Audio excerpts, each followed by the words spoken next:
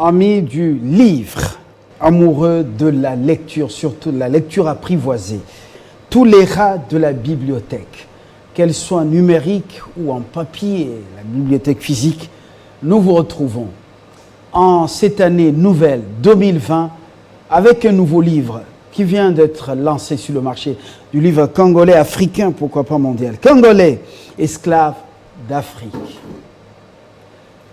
Je l'ai dans ma main gauche et le dessin sur ce livre est évocateur.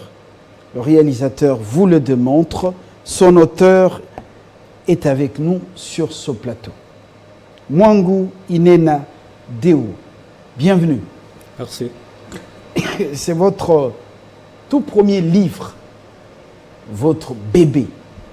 La recherche date de pratiquement 3 décennies. Oui. Ça n'a pas été facile. Non, ça n'a pas été facile. Un accouchement dans les douleurs, peut-on dire ainsi? Oui, en quelque sorte.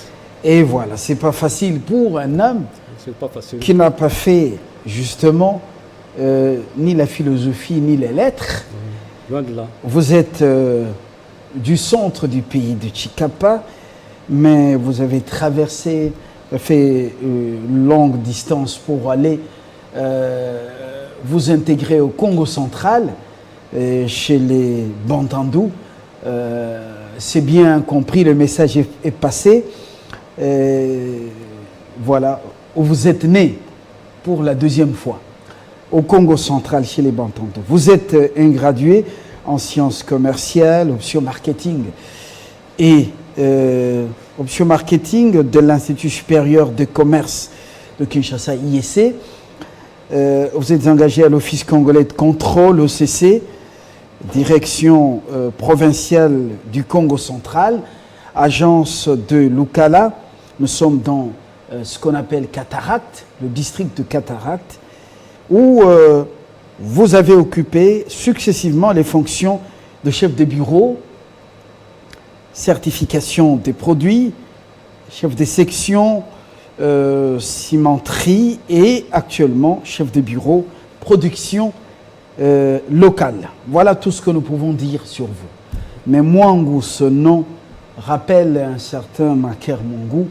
Il n'y a pas trop de fossé, ou le fossé n'est pas très important entre Maker Mwangu et Deo Mwangu, parce que issus de mêmes entrailles, donc jeunes frères. Alors, écrivain, vous nous présentez ce livre paru aux éditions Perspective Elohim. Alors, Deo Mwangu, dites-nous d'abord pourquoi cette illustration sur la couverture, un chariotmène, mais revêtu de la carte de mon pays, la RDC, et qui tire justement son chariot avec un peuple à bord de ce chariot. Pourquoi? Oui, d'abord je dis merci. Merci de m'avoir donné cette occasion de m'exprimer. En fait, le dessin, comme vous le dites, ça représente le titre. Ça représente le titre. Le titre, comme vous le dites, Congolais esclaves d'Afrique. Le titre tel que vous l'avez bien voulu, intitulé, avec votre éditeur. Oui, voilà. Oui, c'est-à-dire c'est quelqu'un qui est en train de prendre, qui est là pour supporter les autres. Mais il doit supporter les autres, c'est que c'est quand même un esclave exceptionnel. Il a plus d'atouts que les autres. Comment vous l'identifiez un esclave? Congolais, je l'identifie à partir de son comportement. Quand vous avez...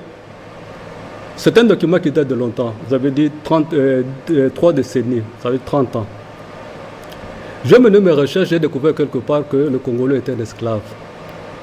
Au fait, c'est un titre d'un proverbe de chez nous qui veut tout simplement, dans la tradition de chez nous, on dit le chef est considéré comme un esclave. En menant mes recherches... Le chef est un serviteur. Oui, il est serviteur. En menant mes recherches, j'ai découvert quelque part que non, nous, Congolais, nous étions des esclaves. Comment? On me dit quelque part que Congolais naturellement, je dis bien naturellement, ouvert, serviable, hospitalier. Pour moi, je dis, ça sont des éléments clés d'un bon chef. Et nous avons ça. Nous sommes nés naturellement esclaves. Quand vous êtes chez autrui, chez les 9 voisins, aucune initiative de coup d'État. Même quand vous êtes plus haut perché, c'est-à-dire dans le haute sphère de ces pays, aucune initiative de coup d'État ni de guerre. À Addis Abeba, tous les diplomates sont unanimes. Nous faisons la lecture apprivoisée de votre livre. Nous ne restons pas dans la lecture pour la lecture. À Addis Abeba, plusieurs diplomates l'attestent. Quand vous êtes aligné pour une mission au Congo-Kinshasa, sachez que vous allez rentrer avec vos frais d'émission intacts parce qu'on va vous nourrir, on va vous loger. Et pourquoi?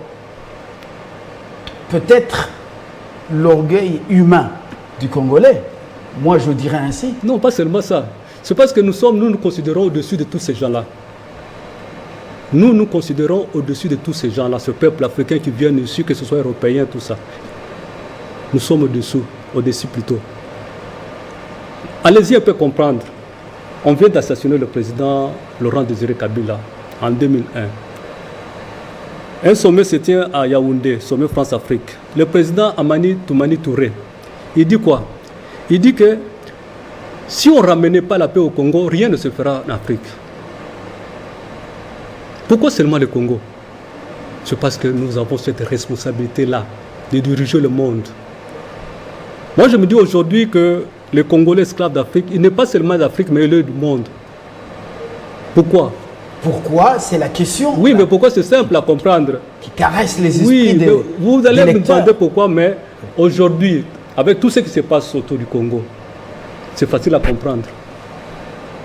C'est facile à comprendre que non, le monde ne peut pas vivre sans Congo. Tout le monde a besoin du Congo plutôt. Tout le monde a besoin du Congo. C'est là où je peux dire que non, le Congo c'est une grande puissance naturelle. Il n'est pas artificiel comme les autres aujourd'hui. Nous sommes naturels, une grande puissance. Tout le monde veut soit être ami du Congo, être frère du Congo, tout ça. Pourquoi? Pour bénéficier de quelque chose du Congo. Dans le Congo, vous le dites bien dans votre livre, que vous dédiez à un prophète, à un précurseur des indépendances nominales politiques africaines. Je cite Simon Kimbangu, pas Kiangani, mais Simon Kimbangu, le prophète. Oui. Alors, vous dites dans cette dédicace, à toi, Simon Kimbangu, j'espère que ce n'est pas pour faire plaisir à votre épouse, Montandou, mais ici, vous êtes vous-même kimbanguiste depuis le Kassai. Alors, vous dites, à toi, Simon Kimbangu, pour avoir, nous sommes à la page 3, votre livre, c'est donc c'est pratiquement 140 pages, pour avoir taillé un chemin dans le roc pour ton peuple. Tu as passé 30 ans derrière les barreaux. Alors, daigne accepter que ce livre te soit dédié. Bon, en fait, moi je dis ceci. Si j'ai dédié ce document à Simon Kimbangu, ce n'est pas parce que je suis Kimbanguiste. Kimbangu, ne le mettez pas au niveau de l'église Kimbanguiste.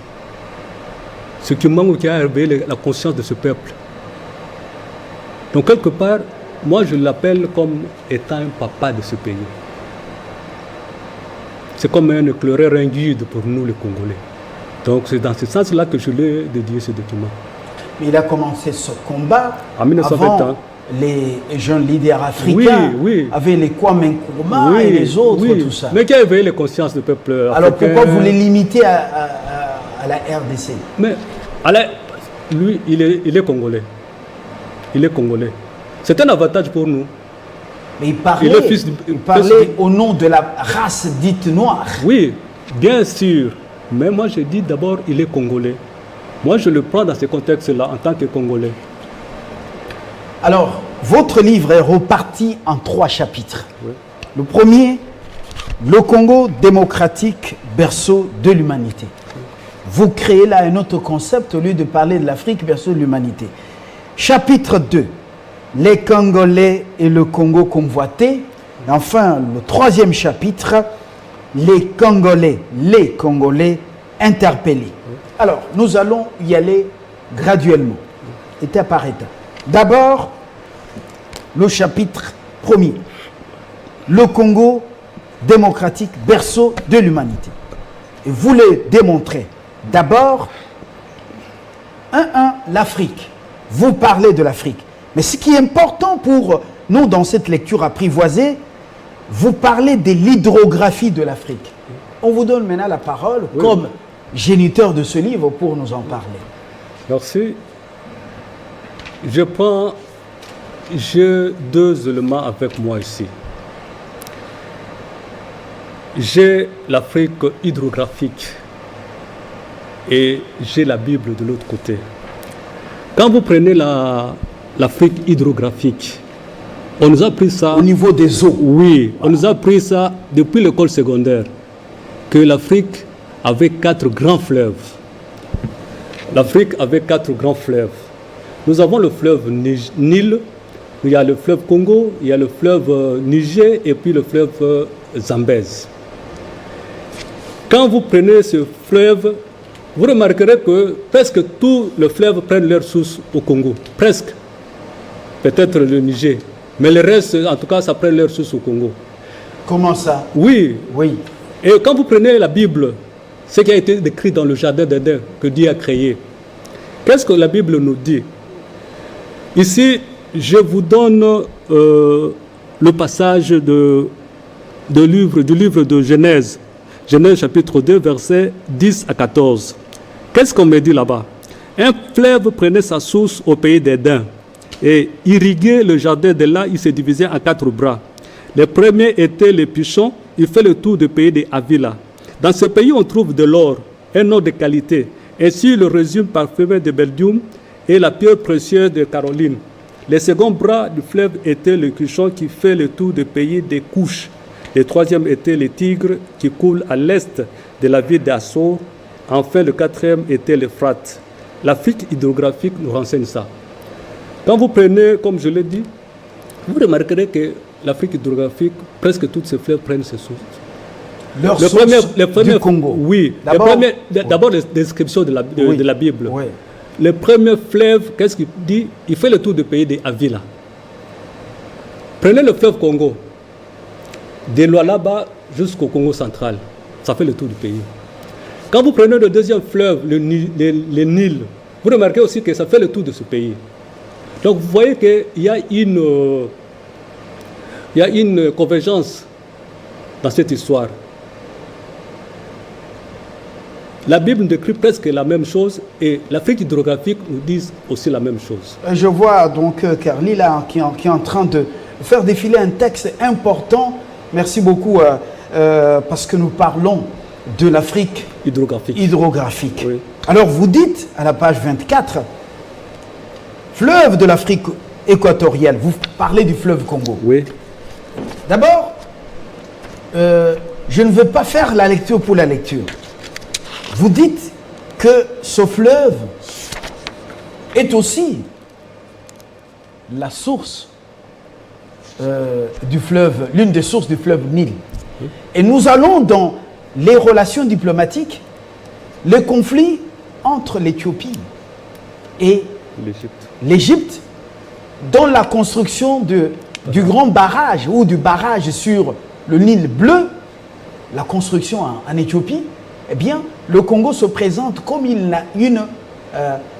un arbitre. Le Congo dit, et cessez de vous chamailler parce que ça c'est le président Tshisekedi qui dit, on peut vous alimenter grâce à Grand Yinga et vous pouvez abandonner ce projet, ne vous chamaillez pas. Et dans ça, avec chez Okutundu, quand on a fait le monde, Addis Abeba, l'Éthiopie sollicite toujours notre concours. L'Égypte aussi sollicite notre concours. Pourquoi? Parce que nous sommes l'une des sources du fleuve Nil. Et souvent, quand le Congo a des problèmes, l'Égypte intervient toujours positivement. Je vous pose la question parce que vous en parlez dans ce premier chapitre. C'est pour quelle raison l'Égypte est toujours très liée à nous. Et le Mobutu à l'époque, très lié à l'Égypte, jusqu'à rejeter Israël. Comment ça? Parce que vous en parlez. Oui, la raison simple. La raison simple, c'est-à-dire l'Égypte se retrouve à partir du fleuve Nil. Qui dit Nil, c'est le temps. Qu'est-ce que les Égyptiens disent? Que le fleuve Nil, c'est le don de Dieu pour eux. Ils veulent bien conserver leur bonne relation avec la source. La source du Nil. Oui, qui est la RDC. Et le Kwamakasi. Non. On est contre ces théories. La Non, RDC n'a jamais été loca. La RDC, c'est une un expression. grand pays. C'est une expression. Mboka Makassi, non. Oui, Mboka Makassi, C'est oui. une théorie qu'il faut détruire. Oui. Et loco, c'est ça, c'est péjoratif. Oui, c'est entre guillemets. Non, nous faisons une lecture apprivoisée. Oui.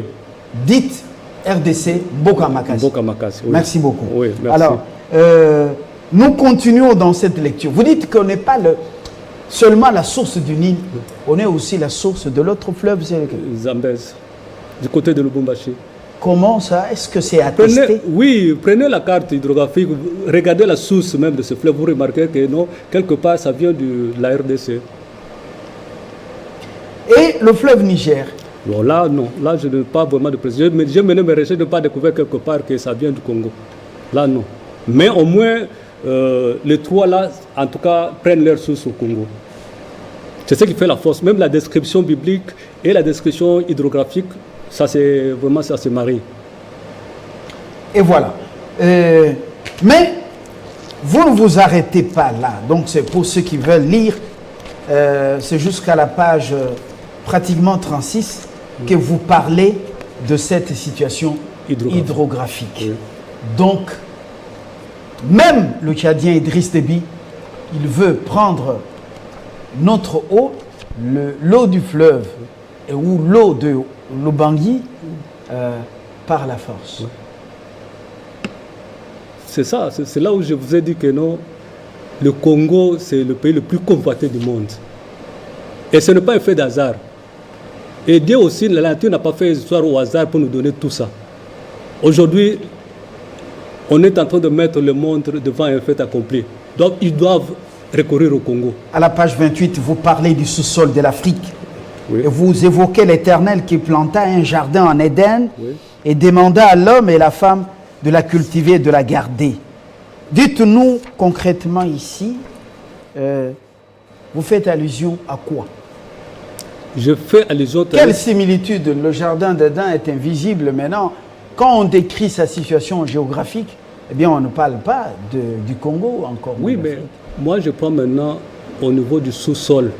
Voici ce que nous avons, nous, Congolais, et par rapport à ce qu'on a décrit dans la Bible. Quelque part, on a dit ceci, que il fait le tour du pays. Dans ce pays, on trouve de l'or, un or de qualité. C'est-à-dire, le Congo est déclaré scandale géologique. C'est sur base de ça que je dis que non. Même le sous-sol, ça peut nous aider à décrire que le Congo, c'est le jardin d'Éden. Même le sous-sol, pas seulement du point de vue hydrographique, même du point de vue sous-sol. Alors, l'avenir du monde se joue au Moyen-Orient, n'est-ce pas? Oui. Et l'horloge des dieux, selon certains prédicateurs, ou beaucoup de prédicateurs, l'horloge des dieux, c'est Israël. Et vous évoquez Israël à la page 31. Pourquoi? C'est-à-dire, mon problème, c'est quoi en fait? Pourtant, nous sommes en Afrique. Oui, je parlais d'Israël, pourquoi? Parce qu'il y a deux points de vue différents.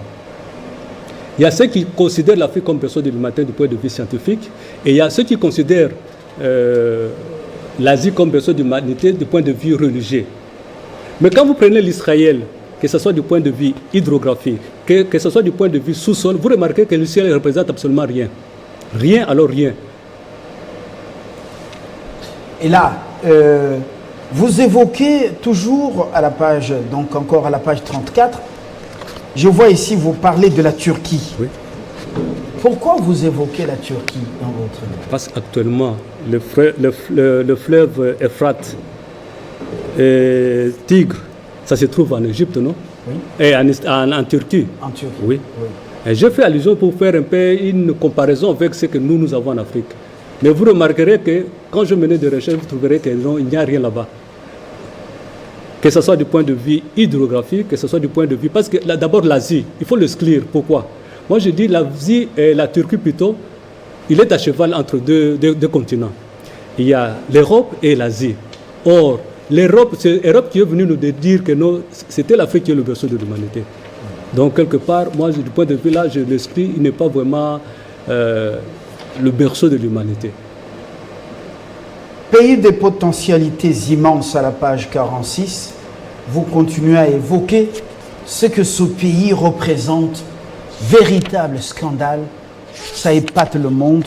Le monde ne peut pas vivre sans lui, mais le Congo à lui seul peut vivre sans le monde. Oui.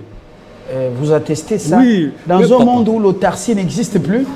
Mais je dis ceci, aujourd'hui, pour fabriquer le batterie, on recourt à quoi? Le batterie du XXIe siècle, on va utiliser quel minerai? Et qui détient une grande partie de ce minerai dans le monde, si ce n'est pas le Congo? Donc c'est ça, le Congo, c'est lui qui détient. Mitterrand l'a dit, peut-être, Mitterrand l'a dit en 64. Il a dit quoi? Que c'est vous, les Congolais, qui détenez la clé de l'Afrique. Mitterrand l'a dit. Oui, en 64. Attesté, vérifié. Oui, oui, j'ai mis les références ici dans mon document. Voilà. À la page 52, vous parlez de l'aspect énergétique. Oui. Ici encore, c'est toujours le Congo. Pays incontournable. Oui. Pour et l'Afrique attend l'énergie d'Inga. Oui. Pourquoi Dieu a fait ça? Parce qu'il savait que nous aurons une grande responsabilité. Peut-être aujourd'hui les gens pensent que le Congo c'est rien. Oui, je suis d'accord avec eux. Mais référons-nous aux propos de Kinois qui disent quoi? Que Oyanzambe y a qu'un escalier. Je l'ai dit ici que non, le Congo c'est une grande puissance naturelle. Il n'est pas artificiel. Nous attendons quelque chose qui va venir lentement à partir des escaliers, comme le disent les Chinois. Formidable. À la page 59, aspect climatique. Encore une fois, le pays se présente comme une alternative mondiale, le deuxième poumon forestier du monde, le deuxième cœur vert de la planète Terre. Avec la découverte récente, les tourbières, on dit que nous détenons la clé pour réguler le climat. Ici encore, ça atteste ce que vous dites dans votre livre, que nous sommes incontournables. Oui, aujourd'hui en tout cas, que vous l'acceptiez ou pas, le Congo c'est le maître de ce monde. Le Congo, c'est habité par un peuple inconscient. Oui, c'est pas pour rien. D'ailleurs, quand vous remarquerez dans le dernier chapitre, j'ai interpellé le Congolais. Alors, on me dit que là, vous comprenez, nous faisons une lecture apprivoisée. On peut y revenir en seconde lecture. Oui. Vous interpellez au troisième chapitre le peuple congolais. Les Congolais interpellés. Oui. Qu'est-ce que vous leur dites? Et c'est le dernier message. Vous regardez cette caméra. Oui. Mon dernier message, c'est-à-dire quoi? J'ai remarqué que, quelque part, comme vous l'avez dit, que le peuple congolais est inconscient. Il faut qu'il prenne conscience de cette responsabilité que nous avons. Le monde nous regarde. Ils veulent quelque chose. Nous devons faire quelque chose. Ce n'est pas pour rien, je dis, aujourd'hui, nous sommes là pour condamner X et Y. Moi, je dis, ça ne sert à rien. Le Congo, c'est un processus. C'est un processus. Tout a commencé avec Kimbangu qui a éveillé de votre conscience. Nous sommes en train d'aller. Les gens prédisent quoi en 2018? Qu'il n'y aura pas des élections, ça sera du chaos. Et quand vous lisez quelque part, vous remarquez qu'on te dit que la réalité de l'histoire du Congo n'obéit pas aux logiques développées par le procureur et le censeur. C'est-à-dire quoi? Je vais vous donner un exemple simple que j'ai toujours donné aux gens. Vous prenez 1 plus 1. Vous mettez ça en Angola, ça va vous donner 2. Vous mettez ça aux États-Unis, en Afrique du Sud, en Allemagne, en Belgique ou bien où, ça va vous donner 2. Quand vous prenez ce même 1 plus 1 là, vous mettez au Congo, ça va vous donner 30, 20 ou bien en dessous de 0. C'est ça la réalité du Congo. Le Congo, c'est un mystère. Le Congo, c'est un mystère. Donc c'est difficile que les gens comprennent ça. C'est un mystère. Alors, nous reviendrons en seconde lecture de votre livre, vous comprenez? Oui. Il faut y aller page par page pour comprendre. Il y a beaucoup de choses. Il a pris 30 ans.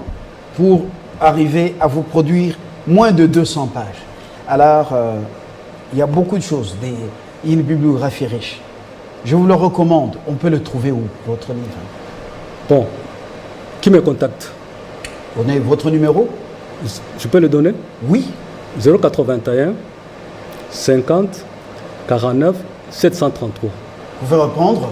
081 50 49 733. C'est ça mon numéro.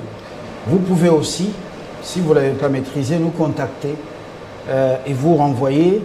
C'est un villageois qui vient de Lukala, mais il est ponctuel ici par moment, une fois à la semaine ou après 2 semaines. Avec un point de vente, vous pouvez retrouver. Contactez-nous au 081 86 73 847. Voilà, vous pouvez accéder à ce livre. Il est riche. Exploitez, parcourez-le. C'est le tout premier bébé de sa vie en tant que littéraire, en tant qu'écrivain. Merci et à très bientôt pour une seconde lecture de votre livre. Merci. Voilà. C'est tout.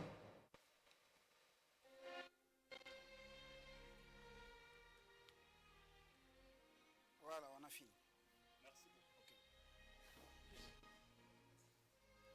Il faut toujours avoir un point de vente ici. Je vais mettre ça. Voilà. Bon, je vois qu'il faut qu'on revienne dans une autre lecture parce qu'il y a beaucoup de choses. Il y a beaucoup de choses. Il faut y aller.